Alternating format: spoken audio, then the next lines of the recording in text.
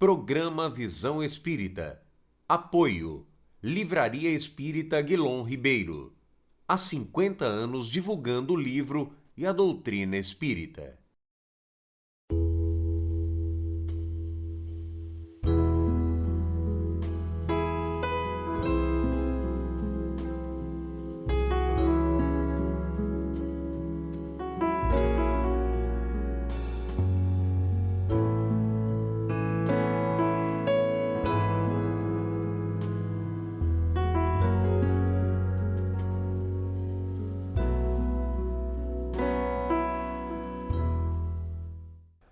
O programa Visão Espírita pede licença para entrar no seu lar, levar-lhe uma mensagem de otimismo, de fé e de esperança.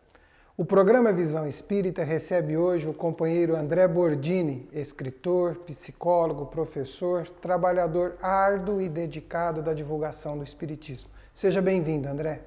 É um prazer estar aqui no nosso programa. André, estamos chegando para fazer um programa hoje que é o primeiro dia de 2017.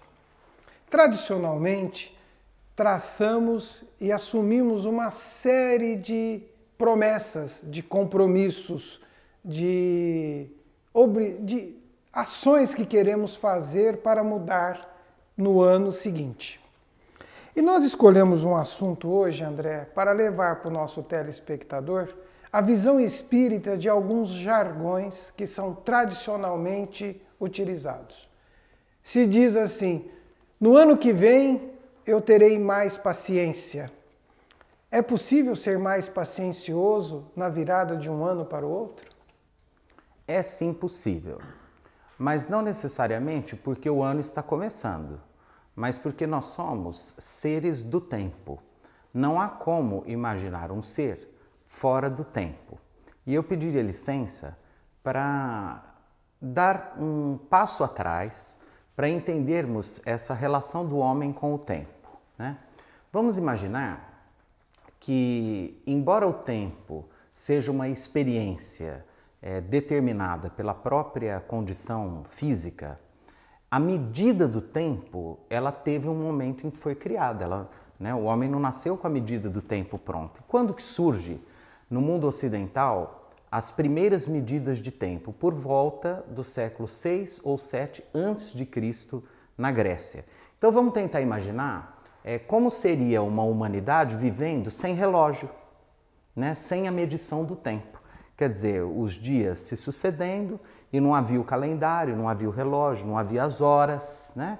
E entre os séculos 6 e 7 a.C., provavelmente na ilha de Mileto, né, surgem os primeiros medidores de tempo, os relógios de sol, por exemplo.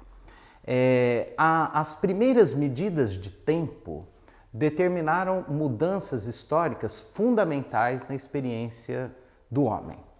Entre elas, por exemplo, o surgimento disso que nós conhecemos como o pensamento lógico, racional.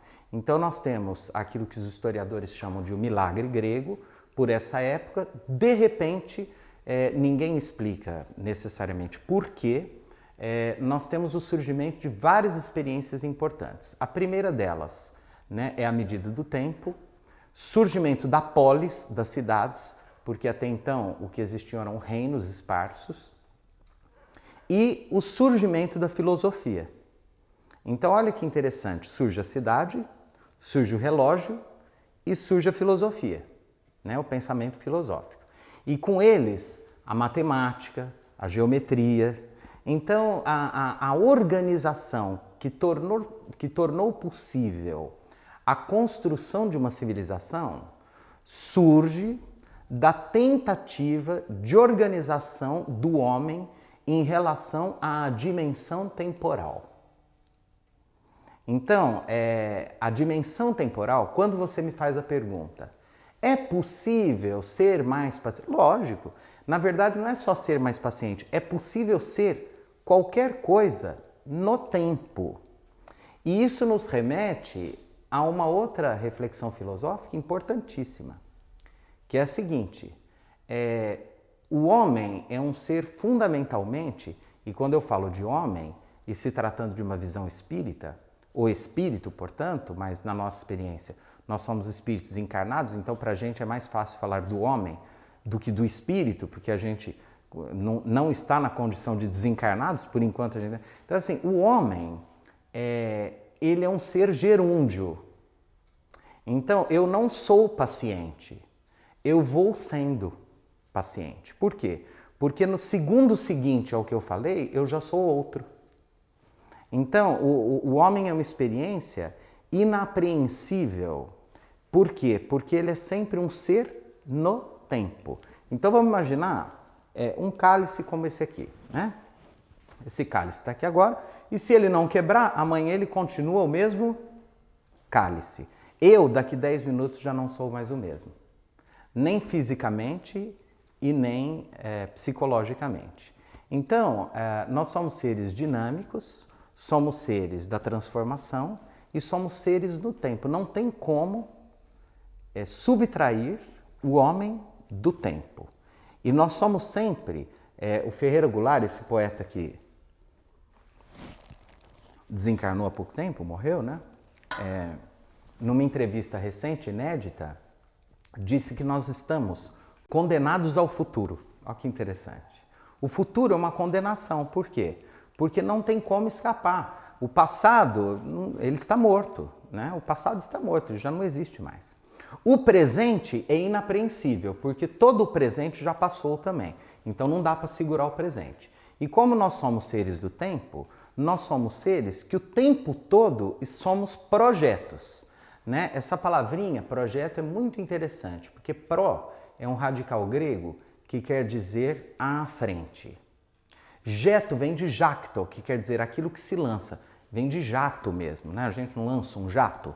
É sempre lançado para frente. Então, nós somos seres que somos sempre projetos. Nós estamos sempre lançados à frente. Nós somos condenados ao futuro. Então, a gente pode ser o que quiser. Pode ser mais paciente, pode ser mais alegre, pode ser mais otimista, pode ser mais esforçado, pode ser mais perverso, pode ser mais cruel, né? A gente escolhe o que quer ser porque somos inescapavelmente seres no tempo condenados ao futuro e, portanto, projetos. Como você bem coloca, que é possível ser mais paciente, sim, é possível ser mais determinado, é possível ser mais otimista, é possível ser mais entusiasta.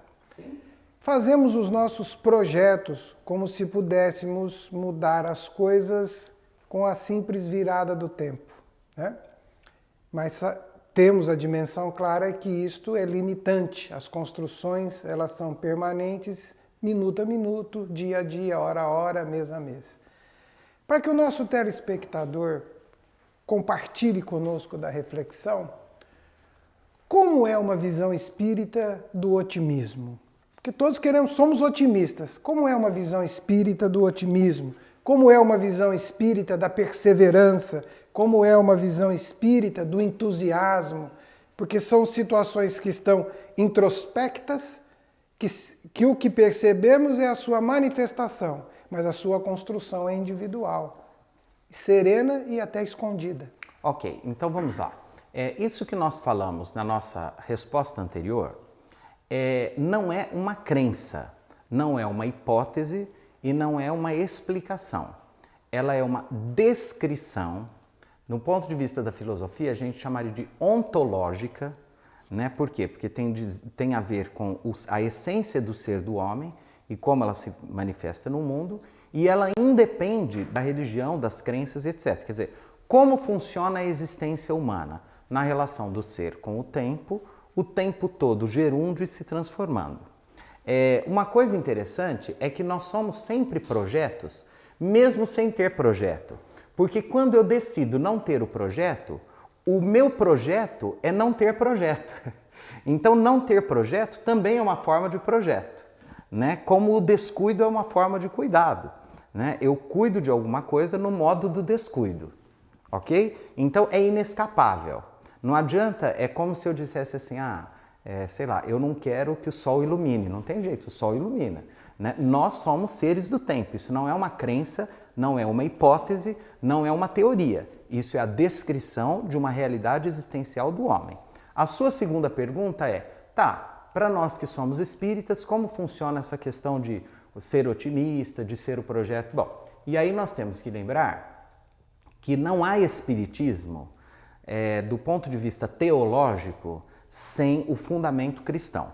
Então, nós espíritas somos cristãos e buscamos na mensagem de Jesus o fundamento ético, né, e uma compreensão da nossa realidade espiritual a partir da mensagem de Jesus. Bom, quando você fala de otimismo, de esperança, de perseverança, etc., nós estamos relacionando, só faz sentido relacionar tudo isso... André. Pois não. Vou te pedir um minutinho. O André continua essa resposta no próximo bloco. Por favor, continue nos aguardando e participe conosco.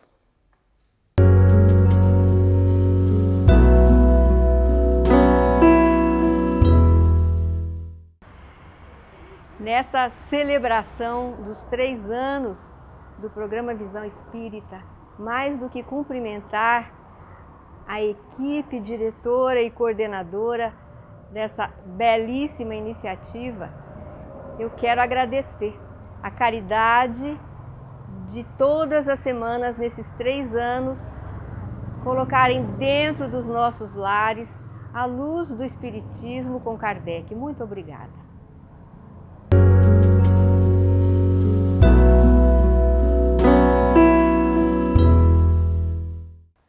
Retomamos o Visão Espírita e o André continua nos explicando o homem no tempo e trazendo a visão cristã para nós na interpretação espírita de algumas palavras, como otimismo, perseverança, confiança e determinação. André. Bom, otimismo, como a gente vinha dizendo, né? Não tem como separar essas ideias que na teologia cristã são chamadas de virtudes, né? Da experiência do tempo. Então, eu só posso ser otimista considerando-se a relação do tempo e especialmente do futuro. Bom, como eu disse anteriormente, como nosso fundamento é a mensagem de Jesus, a parte do Evangelho em que isso mais se manifesta de uma maneira mais contundente e clara é realmente o Sermão das Bem-aventuranças, né? Quando o Cristo ele declama, e eu gosto de usar esse verbo, ele declama o Sermão das Bem-aventuranças porque é de tal forma belo, tem uma estética literária, um lirismo tão grande que a gente pode considerá-lo um poema. O Sermão das Bem-aventuranças é um poema. Então, quando Cristo declama o Sermão das Bem-aventuranças, ele convida as pessoas a constituírem uma nova relação com o tempo. Olha que interessante isso, né? Ele convida as pessoas a lidarem com a questão do tempo, ou com a dimensão do tempo, com a experiência do tempo, com o sentimento do tempo, de uma maneira totalmente nova. E de que maneira? De uma maneira otimista, de uma maneira esperançosa, né? E para nós espíritas, naturalmente, é tudo mais simples. Por quê? Porque o Consolador prometido, aquele que viria explicar tudo aquilo que naquele momento a linguagem parca, parva daquelas pessoas, inclusive o Cristo, ele falava em aramaico, aquelas pessoas. O aramaico é uma das línguas mais pobres da antiguidade, não tinha um vocabulário suficiente para expressar tudo aquilo que ele queria dizer. Então, o Espiritismo, na nossa forma de entender, na nossa convicção, na nossa crença, sendo o Consolador prometido, ele vem explicar tudo aquilo que o Cristo não conseguiu naquele momento, devido à pobreza da linguagem humana, e especialmente o Sermão das Bem-aventuranças. Quer dizer, por que eu devo ser otimista? Por que eu devo achar que os aflitos devem ficar em paz porque eles serão consolados, os que sofrem, né? Por que eu devo achar que os brandos e pacificadores serão chamados filhos de Deus? Por que eu devo acreditar que os mansos herdarão a terra? Por que eu devo imaginar ou acreditar que os puros de coração verão a Deus? Né? E assim por diante. Então, o Espiritismo, especialmente com a ideia da lei de justiça e com a realidade das reencarnações, torna a compreensão disso mais próxima da nossa realidade. Então eu olho as minhas experiências e eu guardo comigo intuitivamente uma convicção de que a dor que me visita, de que a dificuldade que eu tenho, ela é necessária por algum motivo, seja para uma reparação, né? Seja para um aprendizado, mas sempre um aprendizado, né? E isso facilita, inclusive, a minha crença, não é? Porque acreditar, a fé na dimensão espírita da nossa experiência, ela é muito mais fácil do que a fé nas outras religiões, não é? Que é puramente fé, né? Então, a nossa é uma fé um pouco mais exigente, né? Então, a gente raciocina, a partir da informação dos espíritos, a gente compara, né? Santo Inácio de Loyola, que foi um teólogo, um santo, jesuíta, etc., ele dizia que o sacrifício mais agradável, a fé mais agradável a Deus é aquela que sacrifica a razão. Olha que interessante, né? Nós espíritas trabalhamos com a ideia contrária, né? Que a fé sem a razão fica difícil para a gente não consegue muito ter essa fé, né? Não que a outra às vezes pode ser até mais superior, né? Pode ser superior, né? Mas a gente precisa da razão. Então, você me pergunta, como que o Espiritismo vê o otimismo? Como uma possibilidade de crescimento, de aprendizado e de evolução. Melhor para a gente se a gente for otimista, né? O mundo está povoado de teorias e filosofias que colocam o homem para baixo, né? Então, às vezes, você lê um filósofo lá, 2.000 páginas, o sujeito ganhou o prêmio Nobel, é uma beleza, e aí você lê e a conclusão é, a vida não faz sentido. Pô, mas eu não preciso ler 2.000 páginas para saber que a vida não faz... Né? Então, assim, já que ninguém sabe nada de verdade, porque a ignorância do homem é muito grande, no fundo ninguém sabe nada, né? A gente pensa que sabe alguma coisa, eu quero alguma coisa que toque o homem para frente, que torne a nossa vida mais alegre, mais feliz, né? Eu não preciso ficar aí gastando um tempão da vida, lendo uma biblioteca inteira, para no final das contas, a vida não faz sentido, nada existe, né? Eu quero algo que coloque o homem para frente, que facilite a nossa vida, as nossas relações, né? Ainda que não existisse nada, vamos imaginar, vamos supor que nada existisse. E se a gente morresse no túmulo mesmo, ter uma vida alegre já seria um lucro muito grande, uma vida mais feliz, plena, que a gente vive bem com as pessoas, não é verdade? Então, assim, o Cristo, ele tem essa vantagem, entendeu? Ele torna a nossa vida mais alegre, acreditar nas bem-aventuranças faz a vida ficar mais leve, faz a vida ficar melhor, o tempo vai passando, nada volta, né? Cada dia que a gente perde se preocupando e sofrendo com coisas banais e inúteis, é um dia que não vai voltar mais na história da eternidade. Então, assim, azar o nosso que perdemos aquele dia, perdendo tempo com bobagem. Então, assim, ser otimista, ter esperança, né? Ter perseverança, acreditar que pode ser melhor, não tem contraindicação. Sabe aquele remédio que a gente pega a bula e tem lá assim, efeitos colaterais? Às vezes você desiste de tomar o remédio de tanto efeito colateral ruim, né? A mensagem do Cristo é uma bula sem efeitos colaterais. A mensagem de esperança de Jesus só pode fazer bem para a pessoa, não tem efeitos colaterais. Isso é uma maravilha, não é?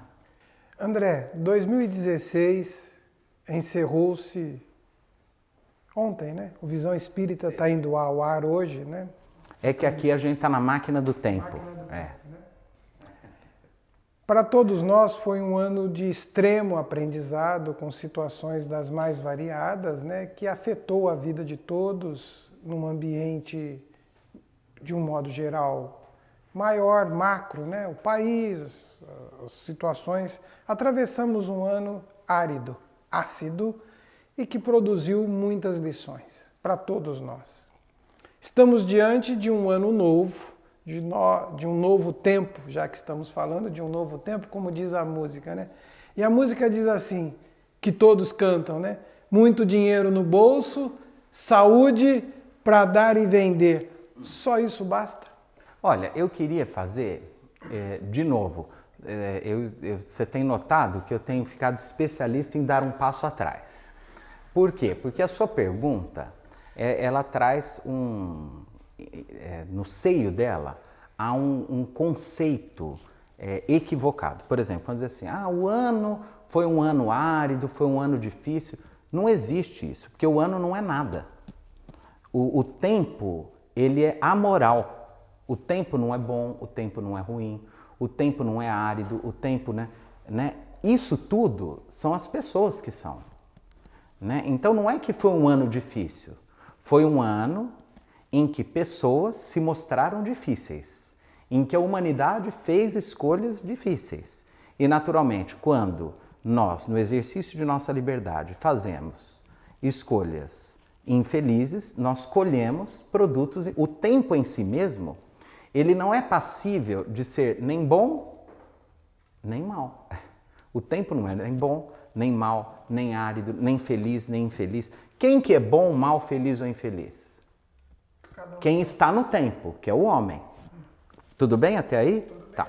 Então, assim, o calendário são protocolos formais que não alteram a essência das coisas. Então, assim, não existe um ano bom ou um ano ruim. Existe um tempo que a gente divide protocolarmente, inclusive artificialmente, porque são medidas convencionadas pela inteligência humana, né?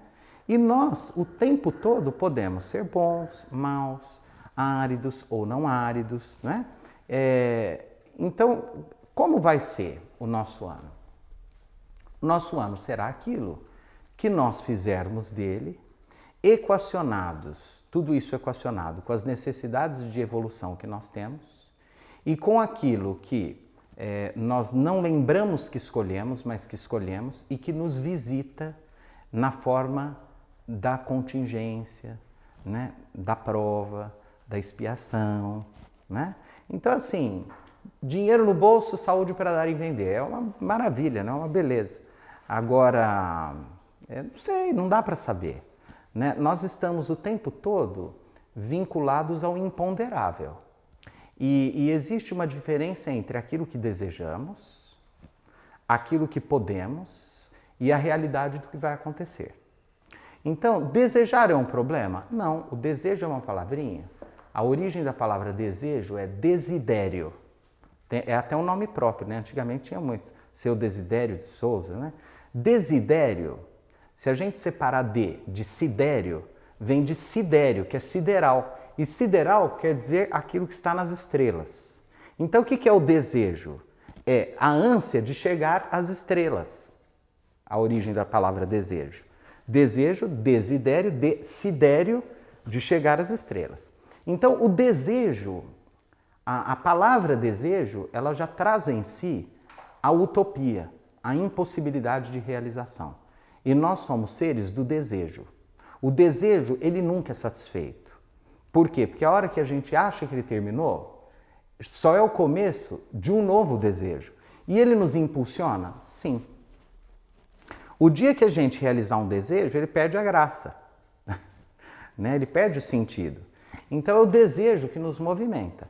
É legal desejar ter mais dinheiro no bolso? Lógico, por que não? Não é pecado, né? Se eu trabalho, isso é compensatório, que bom. O problema é quando eu me aprisiono a esses valores, acreditando que eles sintetizam, né, o mais importante da vida. E aí nós caímos no materialismo, né? Assim, nessa perda de si mesmo, nesse labirinto de ilusões do mundo. Porque daqui a pouco todos nós vamos morrer e despertar na condição de espíritos eternos, onde de nada vai adiantar esse acúmulo de bens, etc. O que não quer dizer que a gente não possa ter e desfrutar disso. É o homem no mundo sem ser o homem do mundo, né? Então nós temos, que bom, eu quero ganhar mais dinheiro, que bom, vou me esforçar para isso. Eu quero ter mais saúde, que bom, eu vou cuidar da minha saúde. Mas o homem sábio também sabe que não tem controle total sobre isso, né? Então o sujeito, às vezes, é muito comum, a gente ouve muito isso por aí. Ah, o sujeito era atleta, cuidava da saúde e com 38 anos teve um infarto, ninguém imaginar. Por quê? Porque a vida é uma equação entre aquilo que a gente faz dela e que a gente tem um certo controle, né? E aquilo sobre o qual nós não temos controle, que é o imponderável, que está no segredo da existência enquanto nós temos o esquecimento do passado. Então, ao reencarnar, a gente esquece, que bom, da nossa experiência. Né? Eu tenho um amigo muito interessante, ele diz assim, eu não sou espírita porque a ideia de que eu sou eterno e que, portanto, eu estou condenado a ser eu mesmo pela eternidade, a mim me é insuportável. Né? E eu acho um barato isso. E eu uso essa expressão para explicar que a reencarnação é justamente a bênção divina que faz a gente descansar de si mesmo, porque seria realmente insuportável. Né? Se a gente ficasse pela eternidade tendo que lidar com todas as nossas realidades espirituais, com a nossa memória, seria enlouquecedor. Então, o que é a reencarnação?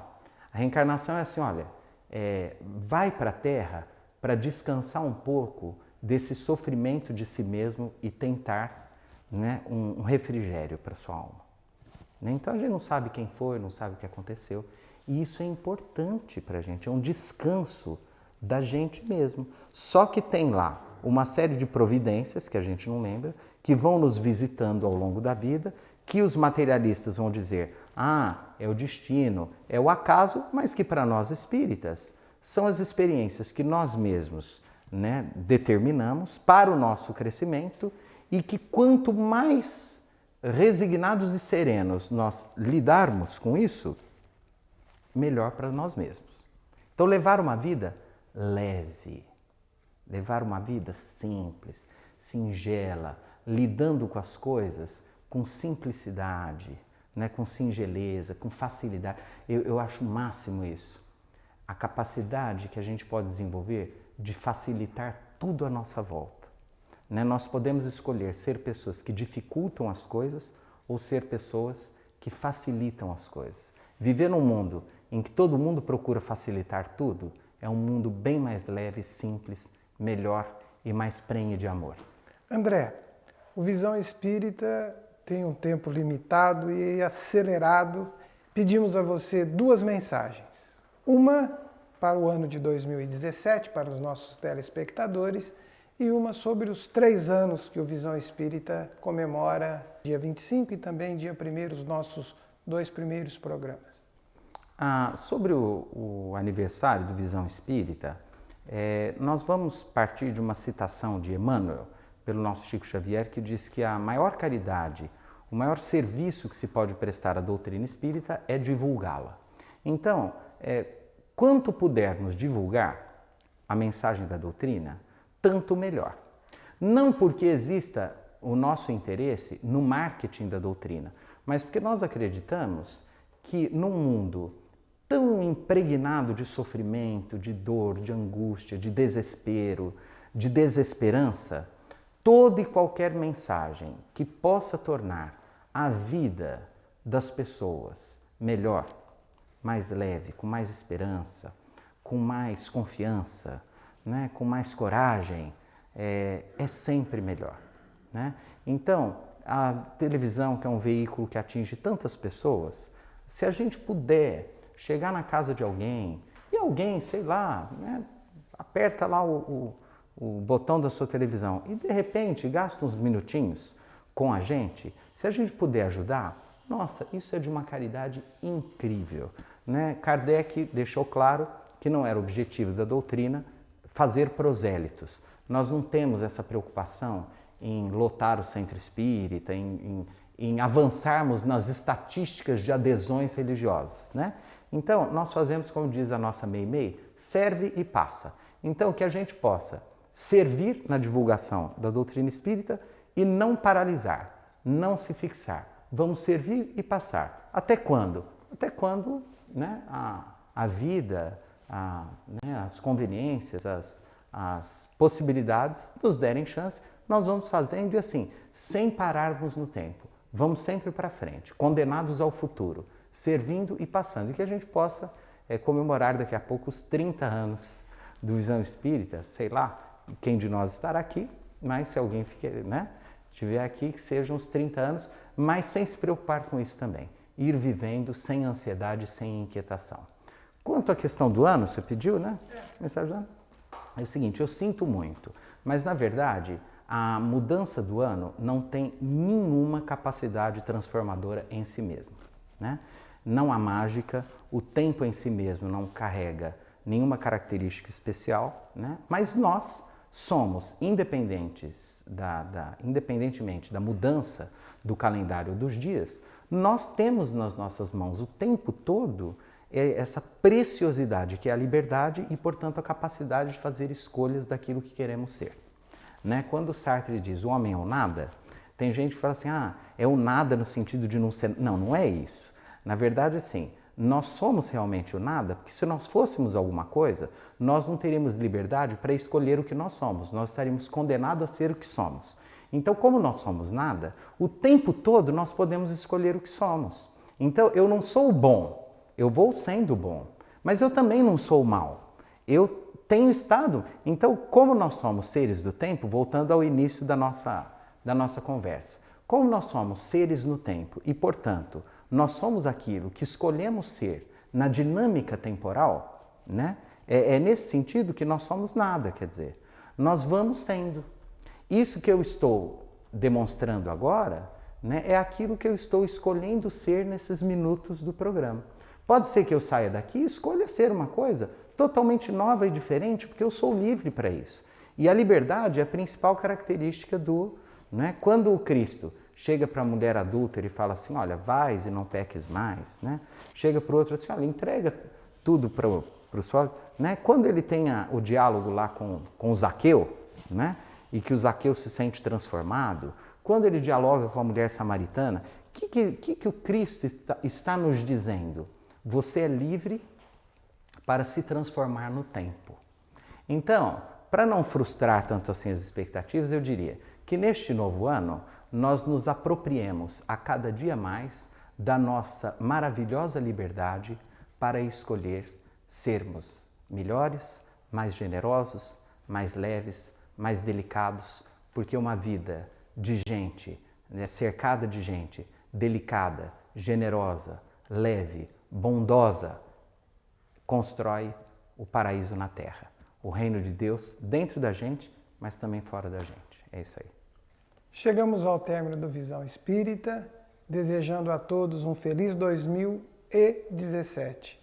E finalizamos com uma máxima de Jesus. Tudo isso que o André falou faz sentido plenamente, porque quando damos ao próximo o que desejamos para nós, se for bondade, amor, carinho, afeto, simplicidade, generosidade, o próximo nos dará de volta. Fiquemos em paz.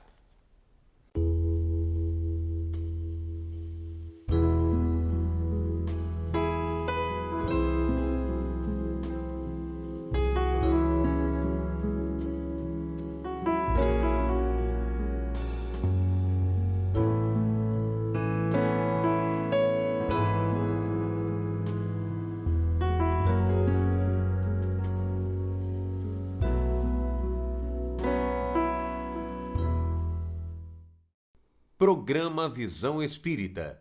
Apoio. Livraria Espírita Guilom Ribeiro. Há 50 anos divulgando o livro e a doutrina espírita.